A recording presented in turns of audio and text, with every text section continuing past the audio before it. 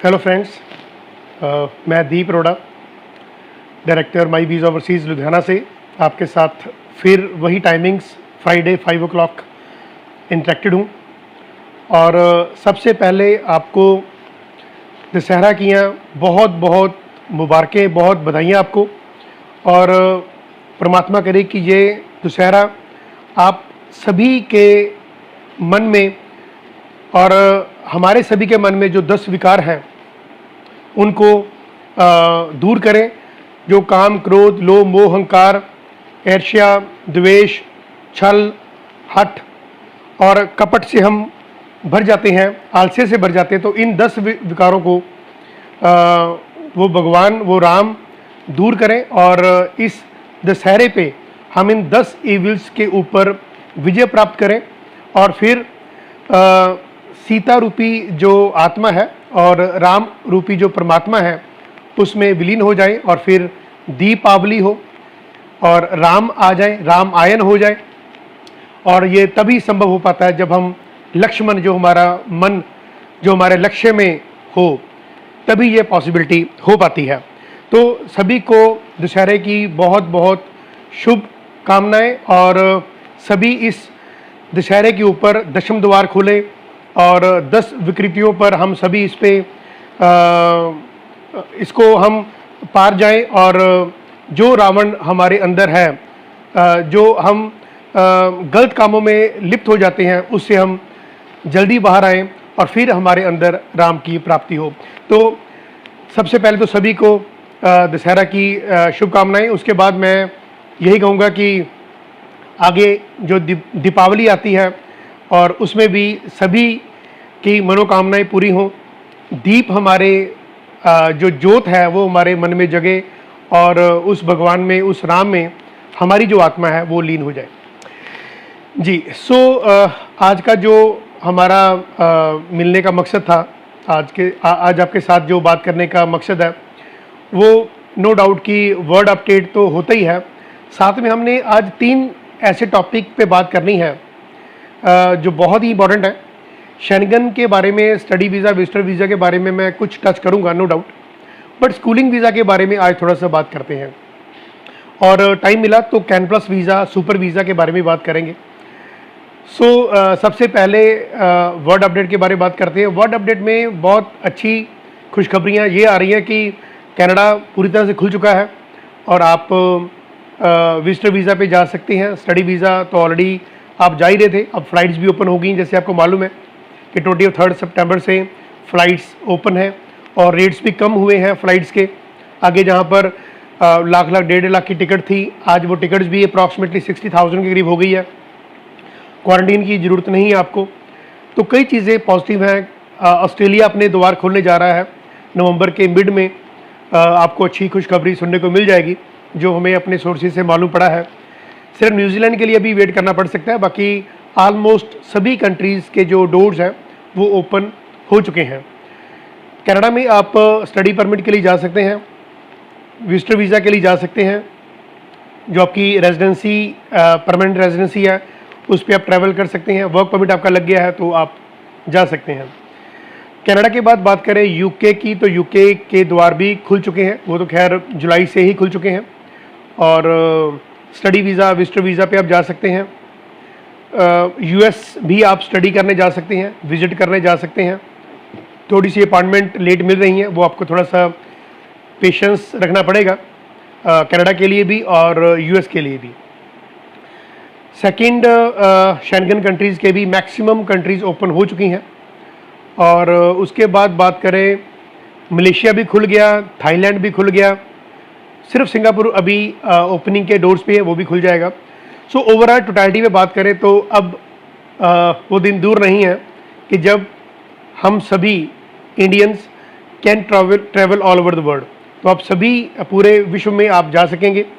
जो क्वारंटीन की मैक्सिमम जो रिस्ट्रिक्शंस थी वो लिफ्ट कर ली गई हैं और उम्मीद है कि अक्टूबर के बाद जो कुछ 1-2 कंट्रीज़ में क्वारंटीन की रिस्ट्रिक्शन है, जैसे ऑस्ट्रेलिया में अभी क्वारंटीन रहेगा, तो वो भी मुमकिन है, इस पॉसिबिलिटी है कि आपकी एक आध महीने में वो भी लिफ्ट हो जाएगा। सो ओवरऑल वर्ड अपडेट मैंने बता दिया आपको। मैक्सिमम लास्ट वीक वाला ही अपडेट था। नई एडिशन सिर्फ ऑस्ट्रेलिया के लिए हुई है, मलेशिया के लिए हो गई है, सिंगापुर अभी अवेटेड है। तो खैर, तो अभी जो मैंने बात की थी कि शेंगन कंट्रीज़ में स्टडी वीज़ा, विजिटर वीज़ा के लिए आप कैसे जा सकते हैं और किन किन दिक्कतों का आपको सामना करना पड़ सकता है, या आप ऐसे किसी कंसल्टेंट के हत्थे ना चढ़ जाएं जो आपसे लाखों में चार्जेस लेते हैं। चार्जेस बहुत कम है, 80 यूरो फीस होती है, एम्बेसी फ़ीस है शेंगन कंट्रीज़ की। तो अप्रॉक्सीमेटली 90 से भी मल्टीप्लाई करें तो 1980 इज़ द 7200 के करीब आपकी जो एम्बेसी फ़ीस होती है। बाकी नो डाउट इंश्योरेंस का जो खर्चा है वो साथ में होता है। एक कंसल्टेंट की अपनी एक सर्विस चार्ज होते हैं। तो मोटी मोटी बात करो तो 20-25 हज़ार के करीब आपका ये खर्चा आ सकता है सर्विस चार्जेस मिला के। अब जो कहते हैं 7-8 लाख रुपए लेंगे, वो कैसे जस्टिफाई करते हैं वो आपको ज़्यादा मालूम होना चाहिए। सो पहले बात करेंगे शेंगन के विजिटर वीज़ा के बारे में। जो शेंगन कंट्रीज़ 26 कंट्रीज़ का वीज़ा मिलता है आपको। ये वीज़ा फ्री जोन होता है। जो आपको एक कंट्री का वीज़ा मिल जाए तो रेस्ट ऑफ द कंट्रीज़ आप ट्रैवल कर सकते हैं विदाउट वीज़ा। तो ये सबसे अच्छी बात होती है शेंगन कंट्रीज़ में। कुछ लोग कहते हैं यूरोप, देखिए कुछ लोग कहते हैं कि जो साइप्रस है वो भी शेंगन में आएगा, बुल्गारिया भी आएगा, है ना, तो यूक्रेन भी आएगा। तो ऐसी चीज़ों को अभी आप ध्यान मत दीजिए। जो अभी कंट्रीज़ शेंगन के लिस्ट में है उसी पे ही आप ध्यान दीजिए। और किसी भी शेंगन कंट्री में जाने के लिए आपको 3 डॉक्यूमेंट्स की ज़रूरत पड़ती है आपकी तरफ से। एक तो होता है इसका इनकम प्रूफ, जिसे हम ITR फॉर्म 16 जमाबंदी फॉर्म J फॉर्म कहते हैं। दूसरा आपकी बैंकिंग है, कितने दिनों के लिए जाना चाहते हैं तो 4-5 लाख रुपए अपने बैंक में रखिए, 3 महीने पे आना। और यदि आपके पास प्रॉपर्टी है तो उससे थोड़ा सा ये इंटेंशन क्लियर होती है कि आप वापस आएंगे। तो आपकी इंटेंशंस, आपका जो कवरिंग लेटर है वो बताता है कि आप किसी भी शेंगन कंट्री, चाहे पोलैंड है, डेनमार्क है, स्विट्ज़रलैंड है, स्पेन है, पोर्तुगल है, कि आप वापस अपनी होम कंट्री को आएंगे। तो वीज़ा अफसर को यदि ये मालूम पड़ जाए कि आप वापस आएंगे तो वीज़ा लग जाता है। वीज़ा 15-20 डेज़ के लिए मोस्ट प्रोबेबली ग्रांट हो जाता है। 89 डेज़ तक का वीज़ा लग जाता है यदि आपकी फ़ाइल बहुत स्ट्रॉन्ग हो तो। अदरवाइज़ वीज़ा जो है 15-20 डेज़ का एज़ पर योर रिक्वायरमेंट कि आपने घूमने जाना है, किसी को मिलने जाना है, तो इतना ही वीज़ा आपको ग्रांट होता है। विजिटर वीज़ा के लिए मैंने बता दिया कि आपको वहाँ पर कुछ आपकी इन्विटेशन है तो विजिटर वीज़ा लग जाता है। टूरिज़्म में जाना है तो आपको आइटनरी, जो होटल की बुकिंग है वो बतानी पड़ती है कि आप किस कंट्री में पहले लैंड करेंगे, क्यों करेंगे, किस होटल में रहेंगे, कितने दिन रहेंगे, कौन कौन से आप साइट सीइंग देखेंगे, वो सारा आपको मालूम होना चाहिए। तो वो आपने लिख के देना होता है टूरिस्ट वीज़ा में। विजिटर वीज़ा में आपकी इन्विटेशन होनी चाहिए। इन्विटेशन में जो आपको इन्वाइट करेगा वो वहाँ का रेजिडेंट होना चाहिए, ना कि वो वहाँ पर वर्क परमिट में हो या विजिटर वीज़ा पे हो। ये आमतौर पे कहा जाता है कि मेरा भाई वहाँ पर काम कर रहा है तो क्या वो मुझे बुला सकता है, तो नहीं बुला सकता। सिर्फ जो रेजिडेंट है या सिटीज़न है उस कंट्री के, शेंगन की किसी भी कंट्री के, वही आपको बुला सकते हैं। यदि मैं बात करूँ स्टडी वीज़ा के लिए, मोस्ट प्रोबेबली जो शेंगन कंट्रीज़ हैं इनका जो स्टडी वीज़ा का शुरुआत है, कॉस्टिंग की बात करूँ तो 3000 यूरो से शुरू हो जाती है फ़ीस स्ट्रक्चर। चाहे माल्टा की बात करें, चाहे लिथुआनिया की बात करें, एस्टोनिया की बात करें, लातविया की बात करें, ऐसे जो कंट्रीज़ हैं ये 3200 यूरो में आपको स्टडी वीज़ा दे देते हैं। पर जो अच्छी कंट्रीज़ हैं, अच्छी कंट्री का मतलब डेनमार्क है या स्विट्ज़रलैंड है, इनकी जो फ़ीस स्ट्रक्चर है ये 9000 यूरो से शुरू होता है। और जैसे जर्मनी है, इनमें आपको ब्लॉक्ड अकाउंट भी अप्रॉक्सीमेटली 10,000 यूरो का, 10,232 यूरो का आपको एक ब्लॉक्ड अकाउंट भी खोलना होता है। जैसे कि कनाडा में GIC होती है, ग्रांटेड इन्वेस्टमेंट सर्टिफिकेट होता है। तो 9000 एक फ़ीस होगी और 10,000 करीब को ब्लॉक्ड अकाउंट हो गया। तो अप्रॉक्सीमेटली आप मान के चलिए कि 20,000 यूरो मैं 90 से मल्टीप्लाई करूँ तो 18 लाख के करीब आपका खर्चा आता है। जो अच्छी कंट्रीज़ हैं, जो स्विट्ज़रलैंड की बात करें या डेनमार्क, नॉर्वे की बात करें, इन कंट्रीज़ की बात करें, जो स्कैंडिनेवियन कंट्रीज़ आती हैं, फिनलैंड हो गया, नॉर्वे हो गया, तो इनमें कुछ जो चार्जेस हैं ज़्यादा लगते हैं, आपके फ़ीस स्ट्रक्चर ज़्यादा होता है। आइल्स में भी 6 बैंड ईच हो तभी आपकी एडमिशन होती है। जो माल्टा वगैरह हैं या इटली है, यहाँ पर आप विदाउट आइल्स भी जा सकते हैं। स्पेन है, पोर्तुगल में आप विदाउट आइल्स भी जा सकते हैं। Even Latvia, Lithuania and Estonia में भी आप विदाउट आइल्स जा सकते हैं। सो कहने का मतलब ये हुआ कि इन कंट्रीज़ में जो शेंगन की बताई हैं 3200 यूरो से लेकर अप्रॉक्सीमेटली 9000 या 10,000 यूरो तक, कॉलेजेस की बात कर रहा हूँ, ये फ़ी होती है। यदि यूनिवर्सिटी में जाना चाहते हैं तो थोड़ा सा लेवल बढ़ जाता है, 12 से 15,000 यूरो तक की फ़ीस यूनिवर्सिटी लेवल में चली जाती है। सो आपने ये अपना बजट देख के चलना है कि शेंगन कंट्री में जाना आपने तो $3,3200 से यूरो से लेकर 15,000 यूरो तक आपकी फ़ीस हो जाती है। एंड विजिटर वीज़ा बता दिया, टूरिस्ट वीज़ा बता दिया, स्टडी वीज़ा मैंने बता दिया। अब एक कंट्री ऐसी है जहाँ पर आपको इतना पैसा नहीं लगाना पड़ता, और उस कंट्री का नाम है इटली। इटली में कुछ ऐसे यूनिवर्सिटीज़ हैं जो गवर्नमेंट की यूनिवर्सिटीज़ हैं जहाँ पर आपको 5200 यूरो आपको स्कॉलरशिप दी जाती है। फ़ीस स्ट्रक्चर भी कोई ज़्यादा नहीं होता, 1000 यूरो के करीब फ़ीस स्ट्रक्चर होता है। वो भी हम वेवर की मेल डालते हैं, उनके साथ आपकी बात करवाते हैं कि आपकी जो फिनेंशियल कंडीशंस हैं वो इतने कैपेबल नहीं है कि आप 1000 यूरो भी दे पाएँ। तो हमारी कोशिश होती है कि आपका जो 1000 यूरो भी आपका वेव ऑफ करवाया जाए। यदि 1000 यूरो आपको देना पड़ता तो वो भी आपको इटली में जाके देना पड़ता, वो भी 2 इंस्टॉलमेंट्स में। तो इटली एक ऐसा कंट्री है जहाँ पर अप्रॉक्सीमेटली आपको फ्री एजुकेशन है। जो हमने अभी रिसेंट वीज़ाज अप्लाई किए हैं तो हमने वहाँ पर उनको 156 यूरो की फ़ी स्ट्रक्चर से उनको एडमिशन करवाई है। तो 156 यूरो का मतलब आप समझिए अप्रॉक्सीमेटली 15,000 रुपया इंडियन का। तो 15,000 रुपये में तो इंडिया में या पंजाब में एडमिशन नहीं मिलती, तो इटली में करवाई जा रही है। तो जिन भी फ्रेंड्स ने इटली के बारे में हमसे बात करनी है तो हमारे 2 ऑफिसेज़ हैं। एक तो लुधियाना में पर्ल पैलेस में घुमार मंडी से हम ऑपरेट कर रहे हैं। सेकंड ऑफिस हमारा श्रीगंगानगर में है, वहाँ पर सिकंदर अरोड़ा ऑपरेट कर रहे हैं। और कोई भी इंक्वायरी होती है तो आप उनसे बात कर सकते हैं, मेरे से बात कर सकते हैं। एंड मेरा आपको जो पर्सनल मोबाइल नंबर है वो 9815873700 पे आप कभी भी 10 to 6 मुझसे बात कर सकते हैं। ऑफिस मिलना हो तो आप अपॉइंटमेंट लेके मिल सकते हैं।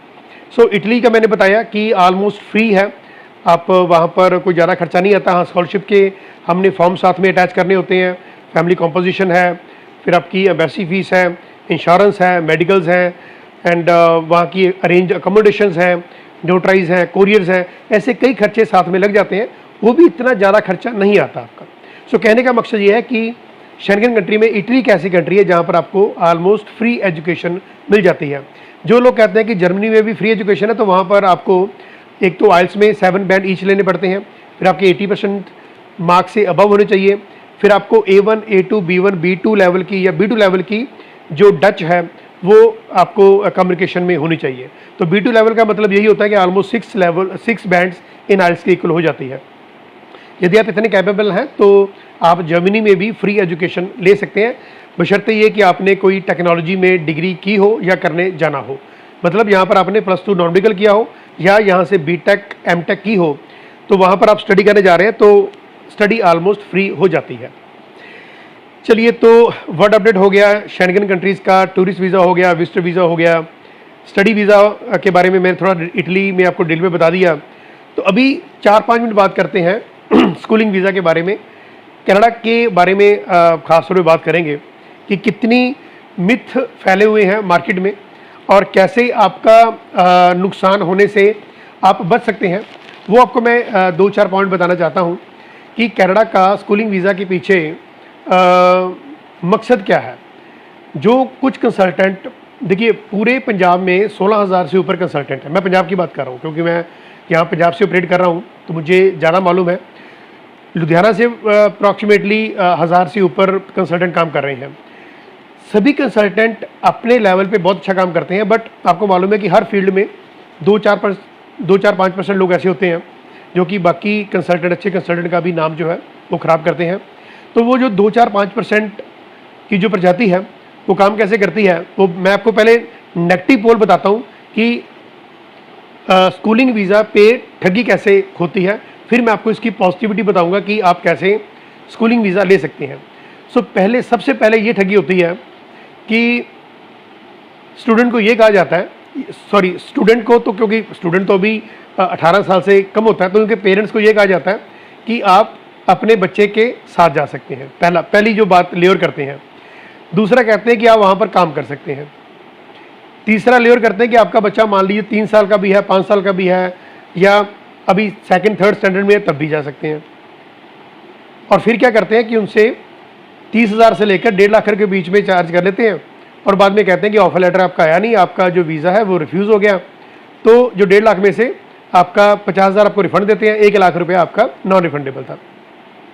वीज़ा ना लगवा के वो 1-1 लाख रुपया ले लेते हैं, जिसमें आपकी पहले वो रजिस्ट्रेशन फ़ीस ले लेते हैं 5-7 हज़ार रुपया, फिर मेडिकल का खर्चा ले लेते हैं 5-7 हज़ार रुपया, फिर ऑफर लेटर की फ़ीस कोई मान लीजिए कि $200 है तो वो ले ली 15-20 हज़ार रुपया, कुछ सर्विस चार्ज ले लिए 30-40-50 हज़ार रुपया, तो करते करते 1-1.5 लाख रुपया ले ली जाता है। बाद में 2-3 महीने बाद ये कहा जाता है कि आपका जो वीज़ा है वो रिफ्यूज़ हो गया, या जो स्कूल है वो आपके स्टूडेंट को ऑफर लेटर नहीं दे रहा, तो आपका ये नुकसान हो गया, ये पकड़िए अपना 50,000 रुपया, लाख रुपया आपका नुकसान हो गया। तो ये सबसे नेगेटिव चीज़ें जो कुछ ऐसे कंसल्टेंट करते हैं, सभी नहीं करते, तो हमें अवेयर होना पड़ेगा कि उस कंसल्टेंट ने कितने वीज़ा लगवाए हैं, और जिसके वीज़ा लगवाए हैं उनसे एक बार बात तो कर लो, आप लैंडलाइन से बात करिए, तो थोड़ा सा आपको क्लैरिटी हो जाएगी कि स्कूलिंग वीज़ा इतना आसान नहीं रहता। अब स्कूलिंग वीज़ा लगता कैसे है, ये आपको मालूम होना चाहिए। पहली बात तो यह है कि स्कूलिंग वीज़ा नाम का कोई वर्ड दुनिया में है ही नहीं है, इसे एक माइनर वीज़ा कहते हैं। माइनर वीज़ा का मतलब ये होता है कि यदि आपकी एज 18 साल से कम है तो आप वहाँ पर स्कूल के लिए आप पढ़ाई करने जा सकते हैं।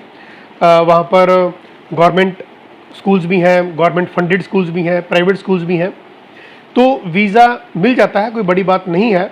बट वो किन किन को मिलता है ये हमें ध्यान रखना पड़ेगा। तो इस वीडियो को कोशिश करिए शेयर करने के लिए, क्योंकि होता क्या है कि स्कूलिंग वीज़ा पे बहुत धांधली हुई है। ख़ास तौर पे रीजन का नाम तो नहीं मैं लूँगा, कुछ ऐसे कंसल्टेंट हुए हैं पिछले 10 सालों में जिन्होंने 1.25-1.5 लाख रुपया पहले चार्ज करके और बाद में 25-30 हज़ार वापस करके 1-1 लाख रुपए की ठगी मारी, और आज वो सभी अरेस्ट है। और मैं यही चाहता हूँ कि हमें सीख लेनी चाहिए कि जो गलत काम करते हैं वो ज़रा टाइम तक ये गलत काम नहीं कर पाते। तो तरीका क्या होता है, सबसे पहले तो कोशिश ये करिए कि आपका बच्चा कोई स्टूडेंट 10th क्लास उसने कर ली है तभी उसको भेजिए। अब 6-7 क्लास में बच्चा है तो वहाँ पर कैसे वो संभलेगा, कैसे उसके कस्टोडियन या गार्डियन वहाँ पर होगा, ये बहुत बड़ा क्वेश्चन मार्क लगता है। कॉस्टिंग की बात भी मैं करूँगा आपके साथ कि कॉस्टिंग कैसे मैटर करती है। सबसे पहली बात तो है कि स्टूडेंट 10th क्लास क्लियर हो, उसी को ही कोशिश करिए कि वो कनाडा या ऑस्ट्रेलिया स्कूलिंग वीज़ा या माइनर वीज़ा के लिए जाए। अब होता क्या है कि जब आप स्कूल को अपनी मार्कशीट भेजते हैं, ट्रांसक्रिप्ट भेजते हैं, और जो आपका ग्रेड आया हुआ है उसकी आप जो सर्टिफिकेट्स हैं वो शेयर करते हैं। $200 के करीब ऑलमोस्ट फ़ी होती है, ऑफर लेटर फ़ीस होती है, 100 से लेकर $200 तक वो जमा कराते हैं, तो उसके बाद आपको ऑफर लेटर मिल जाती है। उसके बाद फिर आपको एक गार्डियन शिप का फॉर्म होता है, सर्टिफिकेट होता है, वो आप डाउनलोड कर सकते हैं cic.gc.ca की वेबसाइट से, वो भर के आपको देना पड़ता है, और स्कूल वालों को भर के देना पड़ता है कि हम वहाँ पर कोई गार्डियन या कस्टोडियन रखेंगे, और वो जो गार्डियन है वो उस कंट्री का, चाहे ऑस्ट्रेलिया चाहे कनाडा है, वहाँ का रेजिडेंट या सिटीजन होना चाहिए। ये भी तो कितनी बड़ी बात है कि हम ये कोई बताता ही नहीं है, तो ये आप ध्यान रखिए। वहाँ का सिटीजन हो, रेजिडेंट हो, तभी गार्डियनशिप मिलेगी, तभी आपको कस्टोडियनशिप मिलेगी। उसकी वो अलग फ़ीस भी ले सकती हैं आपके बच्चे को संभालने के लिए। कोशिश ये होती है कि जहाँ पर कस्टोडियन या गार्डियनशिप आपकी है उसी एरिया में आपको स्कूल चूज़ करना पड़ता है। ये नहीं है कि गार्डियन आपका या आपको कोई भाई बहन या आपका कोई रिलेटिव सरी में है तो आप टोरंटो में स्कूलिंग वीज़ा ले रहे हैं, ऐसा पॉसिबल नहीं होता कि कनाडा में ही है। तो आपको 5-7-10-20 किलोमीटर के एरिया में आपको अपना कस्टोडियन या गार्डियन रखना पड़ता है। तो ऑफर लेटर आने के बाद आपके फाइनेंस चेक होते हैं। अब फाइनेंस एक बहुत बड़ा पॉइंट होता है, ये ध्यान रखिए कि फाइनेंस का मतलब क्या होता है। फाइनेंस का मतलब ये होता है कि 1 साल की फ़ीस ऑलमोस्ट वही होती है जो आप +2 के बाद आप कॉलेजेस या यूनिवर्सिटी में जाते हैं, ऑलमोस्ट वही फ़ीस होती है। $15,000 के करीब वहाँ पर फ़ीस शुरू हो जाती है, जैसे यहाँ पर पब्लिक फंडेड कॉलेजेस में होती है। साथ में जैसे GIC वहाँ पर 10,200 डॉलर्स है, क्रेडिट डॉलर है। यहाँ पर जीएसटी तो नहीं लगता, बट आपको फंड साथ में कैरी करने होते हैं, वो भी अप्रॉक्सीमेटली इतनी फंड आपको कैरी करने होते हैं। बट अब आपको शो करना पड़ता है कि अब देखिए 10th करने के बाद +1 और +2 2 साल बच्चे ने वहाँ पर पढ़ना है। फीस मान लीजिए 10 लाख रुपए 1 साल की है, और वहाँ पर खाने का खर्चा भी मान लीजिए कि 7 लाख के करीब खाने का खर्चा है। तो 10 लाख और 7 लाख 17 लाख रुपया 1 साल खर्चा हो गया, तो 2 साल का 34 लाख। तो कोशिश यही आपकी होनी चाहिए कि आपके पास 35 से 40 लाख रुपया, देखिए मैं जो बात कर रहा हूँ ये थोड़ी सी आपको दिक्कत दे सकती है कि सर 35 से 40 लाख रुपया आपके फिनांस की ट्रांजैक्शन हो या आपके अकाउंट में हो, तभी वीज़ा अफसर को ये मालूम पड़ता है कि +1 और +2 की हमारे पास इनके पास फीस है, तो स्कूल को वो फीस मिल जाएगी। अब बात करते हैं 6th क्लास की। अब जो कहते हैं कि सर हमें 6th क्लास के बच्चे हैं जिनको भेज दो, अब देखिए 6th class 7th 8th 9th 10th +1 +2, अब 6 साल का आपको उनको फीस दिखानी है कि इतना पैसा आपके पास है कि अगले 5-6 साल यदि बच्चा वहाँ पर पढ़ता है तो फी या फिनांस की दिक्कत नहीं आएगी। तो आपके पास 50-60 लाख रुपया दिखाने के लिए होना चाहिए। तो ये एक इंडिया का मीडियम क्लास पर्सन ही दिखा सकता। डॉक्टर फैमिली है, इंजीनियर फैमिली है, या कुछ ऐसा बिजनेसमैन है जिनकी करोड़ों में टर्नओवर है, या जो इनकम भी उनकी अप्रॉक्सीमेटली 30-40-50 लाख रुपए 1 साल की है। देखिए एक स्टूडेंट का, एक बच्चे का यदि 15 से 17 लाख रुपया 1 साल का वहाँ पर खाने पीने का, रहने का, पढ़ने का खर्चा है, तो नेचुरली कि उसके पेरेंट्स कम से कम 30 लाख कमाते हो यहाँ पर, तभी हम सोच सकते हैं। अब यहाँ पर लेयर क्या करते हैं कि सर आपकी आईटीआर कितनी है, 4.5 लाख की, कोई बात नहीं सर, आप वहाँ पर जाके ना आप बच्चे को आपकी एडमिशन हो जाएगी और साथ में आप चले जाना, वहाँ पर आप काम भी कर लेना, तो वहाँ पर कमा के बच्चे की फीस आप देना। ये सबसे नेगेटिव और मिथ वाली बात होती है, ये कभी नहीं होता। जिसने अपने बच्चे को 17 लाख 20 लाख में बच्चे को पढ़ाने जाना है, तो वो क्या वहाँ पर जाके काम करेगा? उसके पास इतना फाइनेंस होगा कि वो वैसे भी विजिटर वीज़ा पे कई बार हो चुका होगा, गया होगा, या वो जा सकता है, उसके पास ऑलरेडी वीज़ा होगा। जो +1 में कनाडा में या ऑस्ट्रेलिया में अपने बच्चे को पढ़ाने की सोच रहा है, उसके पास सफिशिएंट पैसा होगा। अब जो विलेज में लोग रहते हैं, जिनके पास ज़मीन है, अच्छा किले हैं उनके पास, पंजाबी में कहते हैं, तो उनके पास ठीक है कि 1 करोड़ 2 करोड़ 5 करोड़ की ज़मीन होती है, उनकी आमदन भी 5-7-10 लाख हो सकती है।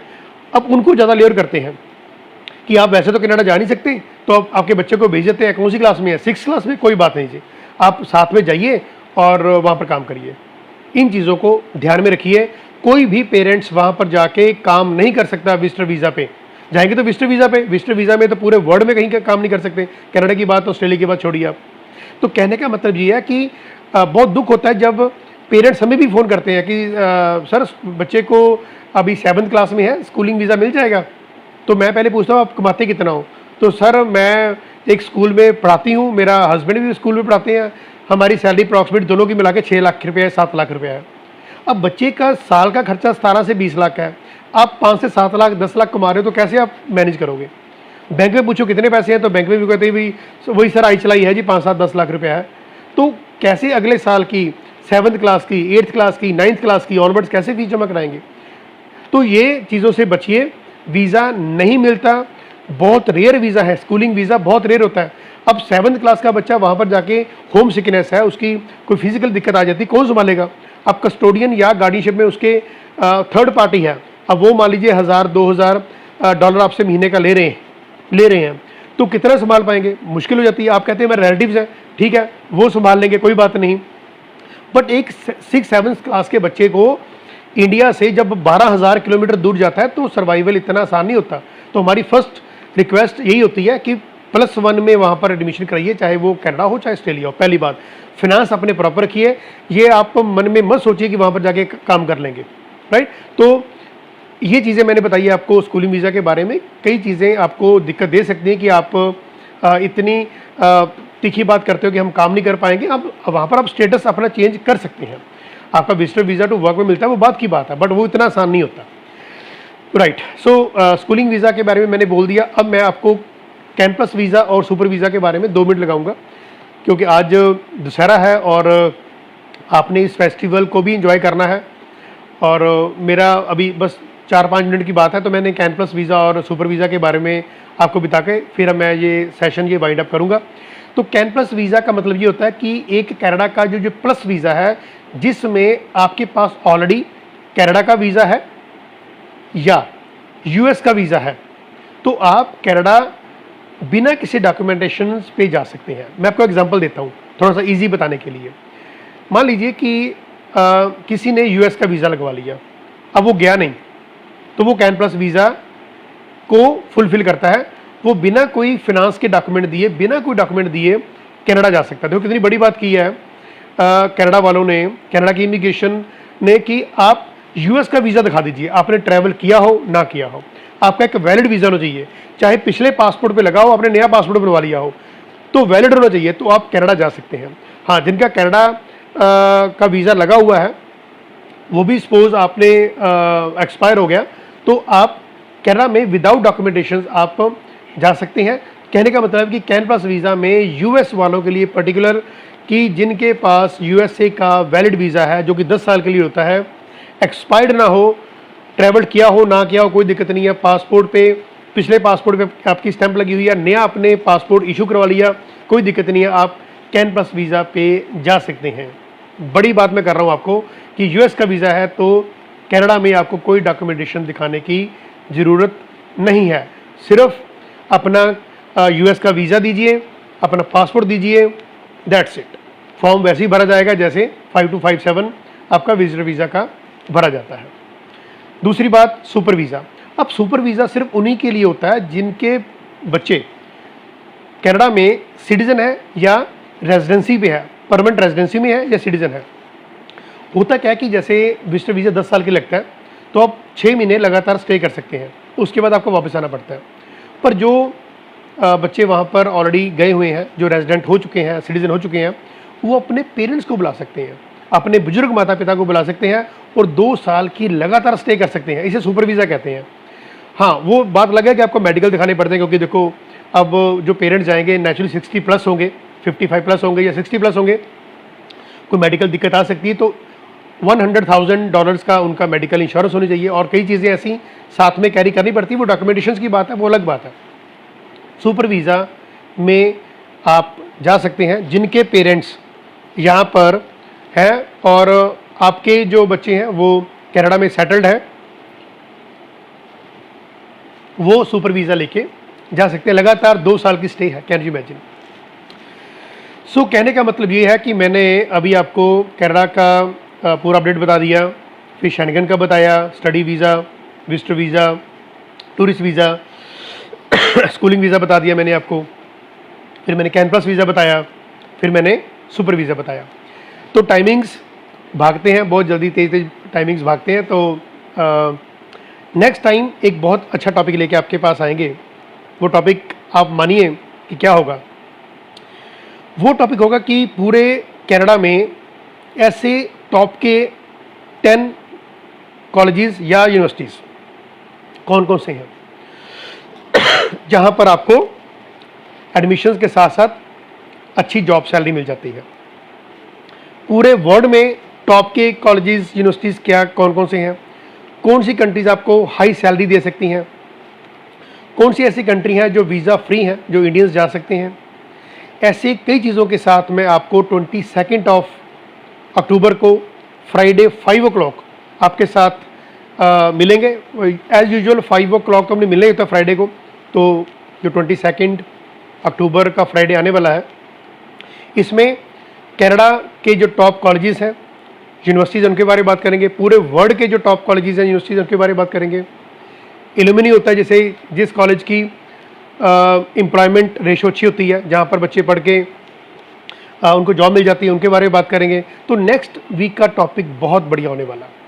तो मुझे दीजिए इजाज़त, नेक्स्ट वीक 22 अक्टूबर को 5 o'clock इवनिंग आपके साथ दोबारा मैं हाजिर हूँगा। तब तक के लिए मुझे दीजिए इजाज़त। बहुत बहुत शुक्रिया। आप आज फेस्टिवल वाले दिन भी मेरे साथ इंटरेक्टेड हो। So thank you so much for being with us. Thank you so much.